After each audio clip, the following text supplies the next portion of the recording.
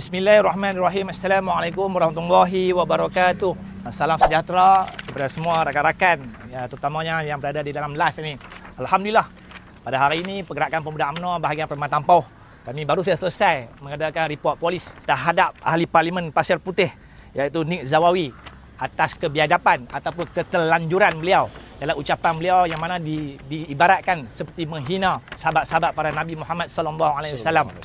Jadi hari ini atas kebertanggungjawaban kami hadir ke Balai Polis IPD Seberang Peraya Tengah, Balai Polis Bukit Mertajam, untuk mengadakan report polis ini.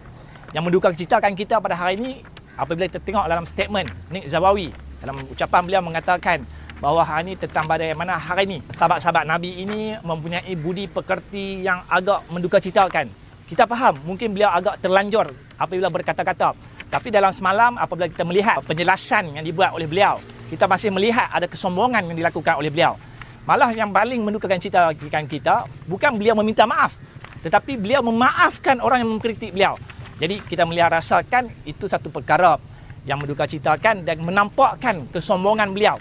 Jadi saya merasakan amat duka cita bagaimana seorang setiausaha Dewan Ulama hari ini boleh mengeluarkan kata-kata tersebut, malah masih terus sombong dengan kebiadaban yang beliau lakukan. Ya, sebagai manusia semestinya kita ada keterlanjuran apabila berkata-kata. Dan kita yakin beliau mungkin ada keterlanjuran, tetapi yang mendukacitakan kita, beliau masih menegakkan benang yang basah. Malah lebih biadab lagi, beliau bukan setakat tidak mahu memohon maaf, tapi beliau mengkritik orang yang mengkritik beliau.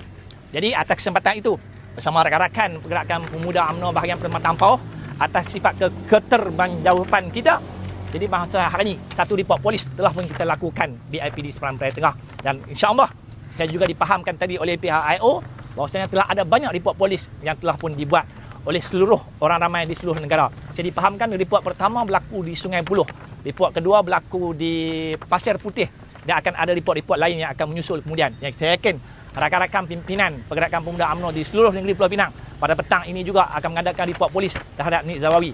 Dan kepada rakan-rakan PAS terutamanya, kita mohon supaya terus bersuara.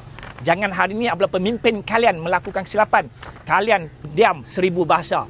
Kami pernah dikafirkan, kami pernah digelar macam-macam tuduhan. Tapi hari ini apabila kalian melakukan kesilapan, kalian berdiam diri. Oleh itu, kepada seluruh umat Islam di Malaysia, dalam apabila kita berkata-kata, pastikan kata-kata kita itu tidak ada keterlanjuran. Mewakili rakan-rakan Pergerakan Pemuda UMNO bahagian Perkhidmatan Tampau, mengucapkan terima kasih pada semua yang hadir pada hari ini. InsyaAllah kita akan terus bersuara demi kepentingan umat Melayu dan umat Islam di bumi Malaysia ini. Terima kasih.